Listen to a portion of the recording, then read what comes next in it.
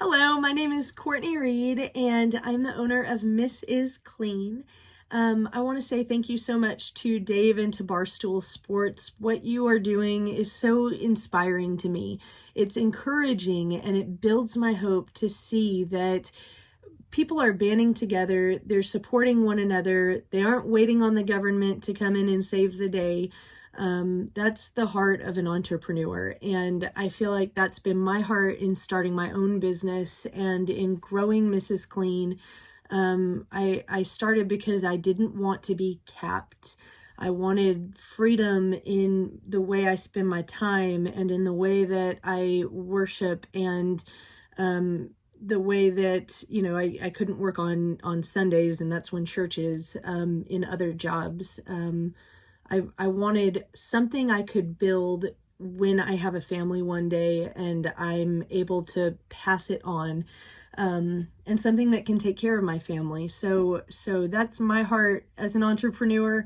It's funny though, because throughout the process of entrepreneurship, I've gone from survival mode and from this mindset of, oh, I've just got to make it for myself. I've got to take care of myself, to that poverty mentality has just been breaking off and going to a mindset of, okay, I really want to build this thing because I can see opportunities coming that I can do with the profit and with the service and with even the work. So who are we? What do we do? We are a residential deep cleaning business. We do move out cleans, post-construction cleans, maintenance cleans, and then we offer organizational services. We work for everyone. Everyone has dirt, so there's always a need to have a home cleaned. It is the first thing, though, that people seem to cut whenever they have cuts of their own. So during the beginning of the pandemic, we lost about 80% of our clients. We've bounced back. We've got a lot of new clients and some have returned. But it's one of those things, I think whenever the money gets tight and people get laid off, most of the clients who left were either elderly, so they were in that really high risk category, and I even dropped a few clients just because I didn't want to be the only person in their home. I was nervous since we're going other places and we're still shopping at Walmart and, stuff like that. So I got rid of a few clients myself, and then most of the ones who left had to leave because they got laid off. So we hope that they will return, but we've been able to build and we've been able to bounce back overall. Using contractors has really helped us to stay afloat. I would love to get to a point where I'm able to hire someone for about 20 hours per week. As I've built without the help of funding and without taking out any loans. It's entirely self-funded. So in order to do that, I've had to generate enough work for myself and then everyone who comes along. So typically as I'll build enough hours for about 1.5 people. And then once I find a good fit to come in and work as a contractor, I will just get really aggressive about building up the client side to balance out and to give them the hours that they're looking for. A lot of our clients are pursuing other things. In fact, they have to, because we have a requirement that everyone who comes to serve with us has an exit strategy. You can't clean forever. It's very hard on your body. It's a very physically demanding job. It's not uncommon for people who do this long term to end up with knee, back, hip, elbow, shoulder issues because you're constantly moving all day long, very repetitive. So I require everyone who comes to serve to be able to articulate a goal and a reason for being here. How can we help with their goal? What's the time frame and what is the exit strategy? And then how can we serve and how can I personally serve them within the pursuit of that goal. We've had people who are in college. We've had people who are building other cleaning companies. We've had people who are coming and they just want to be available to their children. So they just want to make some extra money and they want the flexibility within the schedule. And we've been able to provide opportunity for all of those cleaners and assistants. And then I also like to invite them to come in and do some of the administrative tasks because it's a great opportunity for people to be paid to learn.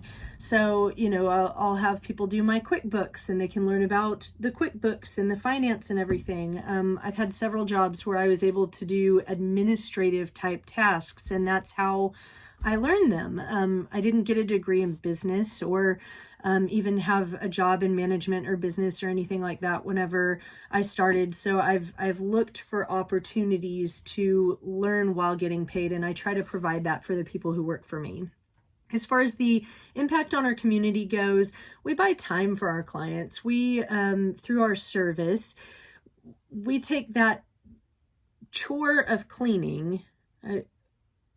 I was gonna say routine chore because you always have to clean. I mean, every week you've got to do it again. And we're taking care of the hygiene needs so that they can take care of their family, so that they can pursue their business, so that they can, pursue a goal or a hobby or even just simply rest. And that's what we do for our clients. We do offer giveaway cleans. We do about one per month right now. We had to stop for a little while during the pandemic just because I couldn't afford to pay my assistants to go clean for without a profit. So the giveaway cleans are for people who are going through crisis.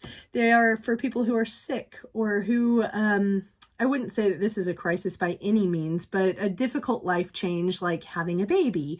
That can be very difficult to adjust to a new baby, especially if someone's had a difficult labor, and we've served a few people in that situation.